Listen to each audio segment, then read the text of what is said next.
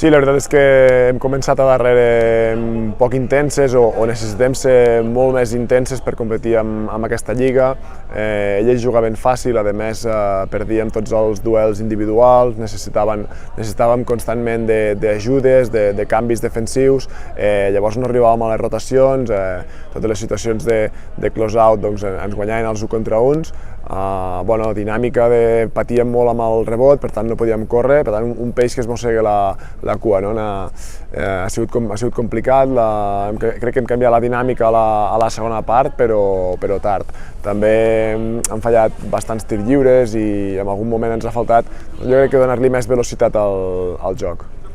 Necessitem, cadí la seu n'és necessitem un cadí la seu constant de 40 minuts. Tenim feina, la lliga és potent i ho sabíem i ho sabem i seguirem treballant, però necessitem competir més estona, no? I hem de ficar el cos per davant.